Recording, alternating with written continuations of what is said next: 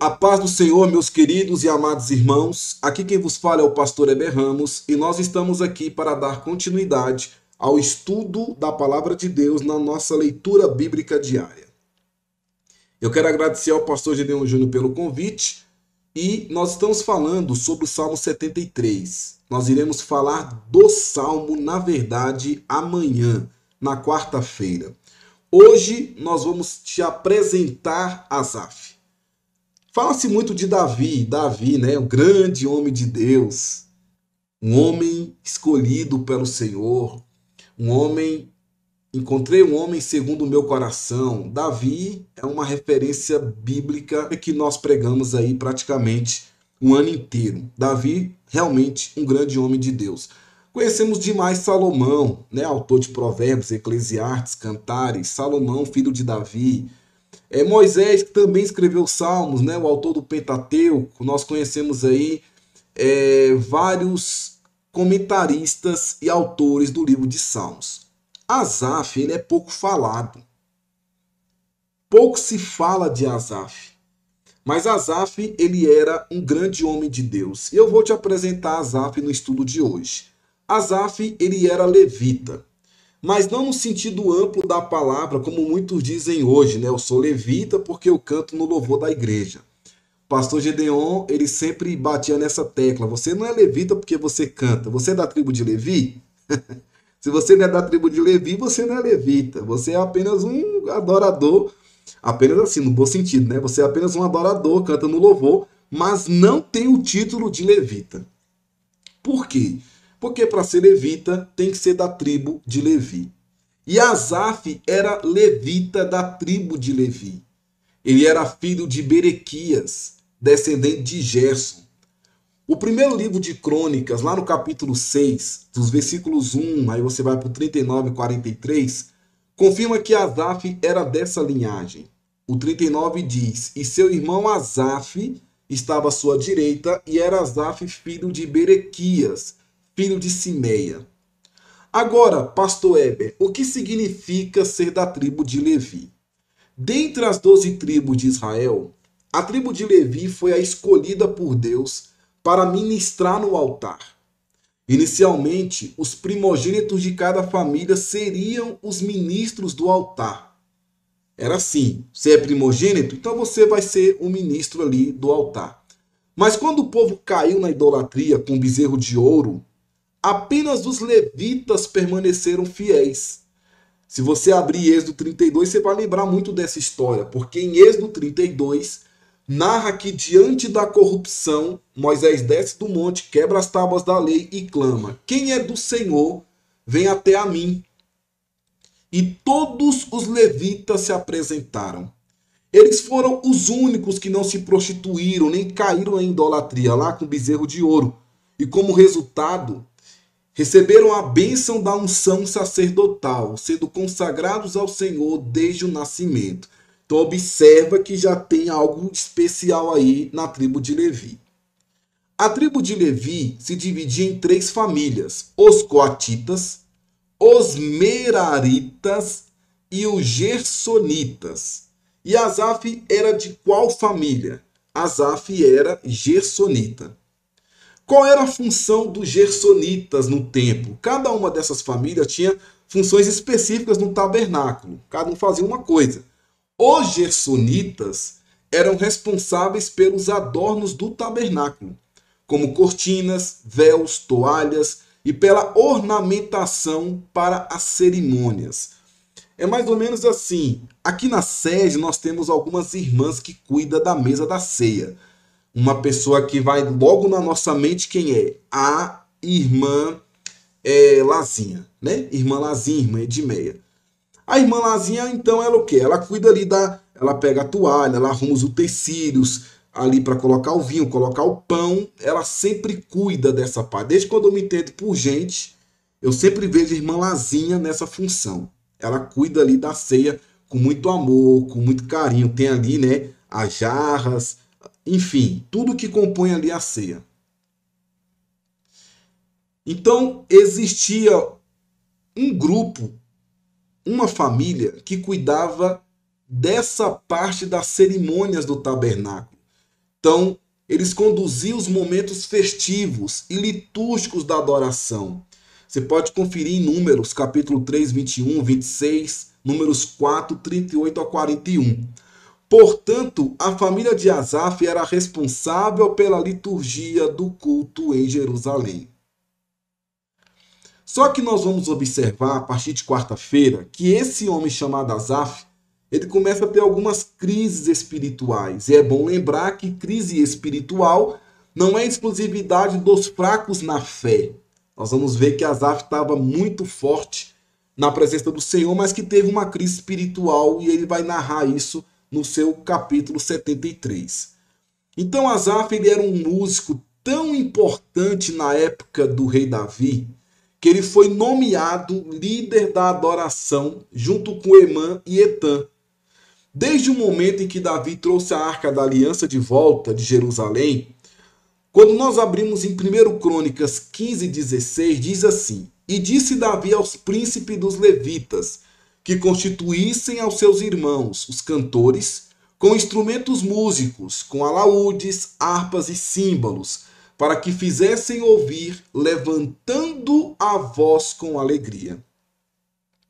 Então, mesmo antes de ser nomeado oficialmente, ele já liderava. Ele já foi chamado para ser o líder do louvor. E aqui nós aprendemos uma coisa importante, que posição e disposição são diferentes. Há quem tenha muita posição, mas não faz nada. Há quem não tenha o título, mas tem um coração disposto. Então há uma diferença. E aí nós podemos observar que Deus não trabalha com títulos, mas com corações dispostos. Então Asaf, ele era um músico profissional. Se nós abrirmos a Bíblia em 1 Crônicas 25, a partir do versículo 6, diz assim: Todos estes estavam ao lado de seu pai para o canto da casa do Senhor, com saltérios e alaúdes e harpas para o ministério da casa de Deus, e ao lado do rei Asaf, Egeduntu e Emã. E se tornou mestre de música em Jerusalém. Então havia momentos ali, queridos, em Israel, que tinha um dia de adoração, um dia de louvor. Lembra que antigamente fazíamos esses eventos? Onde tinha aí 12 horas de louvor ininterrupto, sem parar, 24 horas ininterruptas sem parar, era uma bênção. E Deus era glorificado. Então tinha momentos de ter ali um dia de louvor, de adoração em Jerusalém. Turnos de levitas e sacerdotes se revezavam dia e noite. Asaf era o quê? Era o responsável por essa organização. Eu não sei se na igreja sede o líder do louvor é o pastor Elias Teodoro ou se é o Joel. Mas são líderes ali do louvor. Era mais ou menos aqui, era mais ou menos não. Era a função de Asaf. Ele era um líder de louvor, juntamente ali com Etã e Emã. Ok? Olha só, queridos. Ele também esteve presente na inauguração do templo por Salomão. Vocês se lembram que Davi queria construir o templo, Deus não permitiu, porque o Senhor disse a ele que pelas mãos dele havia se derramado muito sangue, e Deus falou que o seu filho Salomão iria erguer o templo. E aí Salomão ergue o templo. Quem é que estava lá nesse momento de inauguração? Asaf. Claro que já um idoso, porque ele é desde lá de Davi. Davi já morreu, já está enterrado, já foi sepultado, mas ele continuou ao lado de Salomão. E agora ele continua na mesma função, fazendo ali o trabalho da orquestra e do coral, como se fosse o maestro Ivan, cuidando ali dos coristas, cuidando ali da banda de música da orquestra.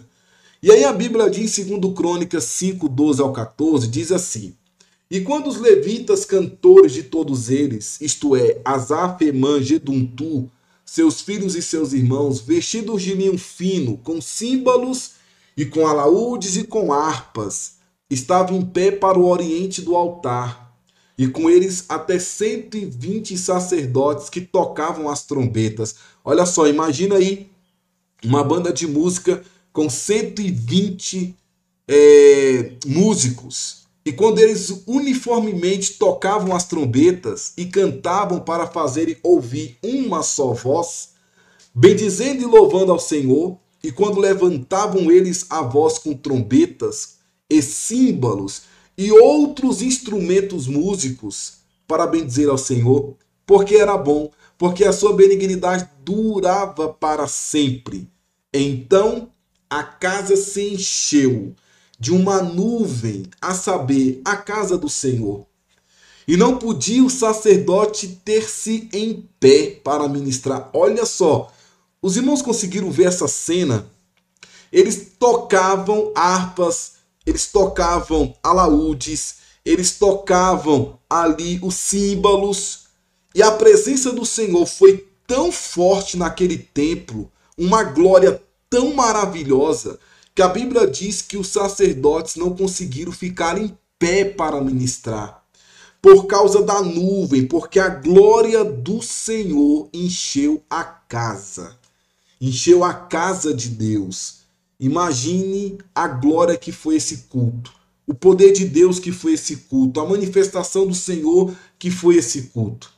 E aí Asaf, já bem idoso, ele liderava o coral e a orquestra. Aquele senhorzinho ali, ó irmãos. Um senhorzinho bem idoso ali, cabelos brancos, bem, né, talvez ali com a saúde até um pouco debilitada, estava ali na frente, uma alegria. Imagina a alegria do coração de Asaf. Imagine um sentimento de regozijo diante da presença do Senhor, com 120 músicos louvando com símbolos, com trombetas, adorando a Deus e glorificando a Deus. E a Bíblia diz que quando a adoração começou, a glória do Senhor encheu o templo de tal forma que os sacerdotes não conseguiam ministrar. Então isso mostra o que, amados? Que Asaf não era apenas um músico comum. Ele era um adorador que atraía a presença de Deus. Esse era Asaf. Asaf também, ele era um profeta. A Bíblia diz em 2 Crônicas 29:30, então o rei Ezequias e os maiorais disseram aos levitas que louvassem ao Senhor com as palavras de Davi e de Asaf, o vidente. Vidente aqui, nós sabemos que os profetas antigamente eram chamados de vidente. Não é no sentido de cartomante, de astrologia, não. Era o profeta. E o louvaram com alegria, e se inclinaram e adoraram. Enquanto louvava, recebia revelações proféticas. Olha que glorioso. Ele estava louvando ao Senhor, tocando ali seus instrumentos, e a presença de Deus era tão grande que ele recebia revelações proféticas de Deus. Então o louvor profético fluía por meio dele e envolvia toda a nação. Não era apenas o tabernáculo, não, irmãos. Era toda a nação de Israel. Era envolvida na presença de Deus. Então, mais do que subir no altar e cantar, Asaf era alguém que tocava os céus e trazia a unção para a casa de Deus. E aí o que acontece? Davi escreveu vários salmos. Asaf escreveu 12, 50, Salmo 50, dentro do livro 2, e agora o 73 ao 83 é atribuído a Davi. Até o 84, 73 a 84 são atribuídos a Asaf e seus descendentes. Então, o que ele fez aqui, amados? Ele deixou um legado. O legado de Asaf foi tão poderoso que mesmo após o cativeiro, bem depois, o cativeiro babilônico, muitos anos depois, Davi e Salomão, quando Esdras e Neemias lideraram a restauração do templo, o que eles fizeram? Eles chamaram os descendentes de Asaf para restaurar a adoração em Jerusalém, para que a idolatria saísse, para que o paganismo saísse, para restaurar a adoração em Jerusalém. Isso mostra, queridos, que sua adoração não morreu com ele. Os seus filhos continuaram o legado. Era uma família inteira de adoradores.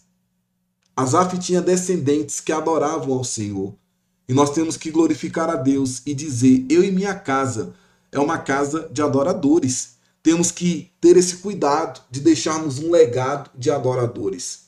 Então Asaf, ele era um homem de Deus. Ele vivia uma espiritualidade profunda. Ele era um homem de Deus. Mas quando nós começarmos a abrir os Salmos, o Salmo 73, que vamos começar a comentar amanhã, nós vamos ver que esse homem passou por crises.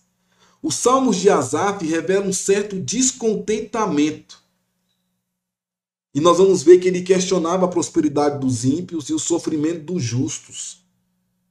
E nós vamos ver uma grande luta interior que esse homem de Deus estava passando.